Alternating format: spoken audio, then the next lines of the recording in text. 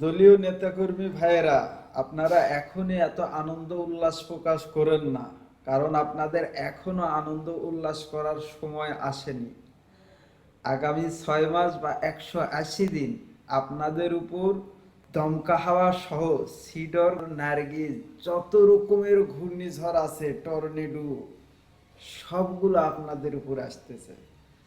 এই বার্তাটা আমার না, এই বার্তাটা জামাতের আমির শফিকুর রহমানের।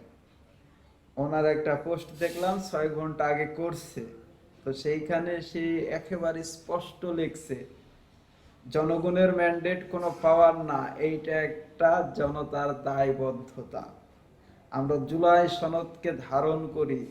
এই কথার অর্থ কি? হ্যাঁ আর না ভোটের মধ্যে যে হ্যাঁ ভোট পাশ হয়েছে,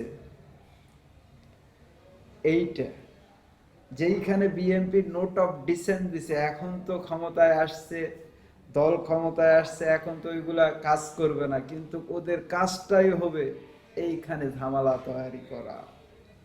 সেটার সংকেত ওনার বার্তাতেই পাওয়া গেছে। তো প্রথমে কি আসবে? প্রথমে আসবে হলো উচ্চকক্ষের পেয়ার, যা বিএনপির নোট অফ ডিসেন্টের মধ্যে আছে। দ্বিতীয়ত আসবে একই ব্যক্তি সরকার প্রধান এবং দলের প্রধান হতে পারবে না, এটাতেও নোট অফ ডিসেন্ট আছে দলের। তারপরে আসবে একটা ব্যক্তি 10 বছরের বেশি ক্ষমতায় থাকতে পারবে না। এইগুলা নিয়ে আন্দোলন হবে। প্রথম দুইটাতেই তো 6 মাস কাটবে ওদের, কারণ দল তো এটা কোনো প্রকারেই মানবে না। আর এইটার উপর প্যারা আসবে। আর বর্তমান কিন্তু জামাতের ভোটও কম হয়নি, 52 আর 40 দেখলাম। বিএনপি পেয়েছেন 52 আর জামাত পেয়েছে 40, মানে 12%-এর কম বেশি।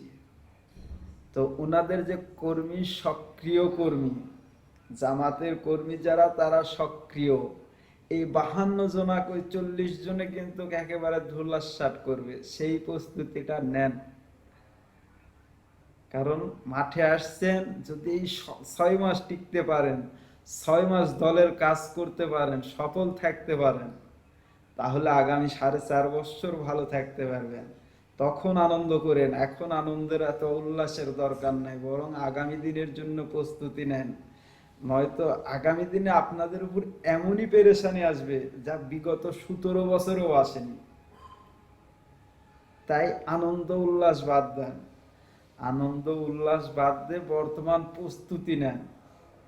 সরকার গঠনের সাথে সাথে আপনারা আন্দোলনের মুখে পড়বেন। সেইটা থেকে কিভাবে বাঁচবেন সেই হিসাবটা করেন। তো শুধু আমার পোস্টে কমেন্ট করার জন্য ব্যস্ত থাকেন না, আমাকে গালি দেওয়ার জন্য ব্যস্ত থাকেন না, ওই দিকে একটু নজর রাখেন। ধন্যবাদ।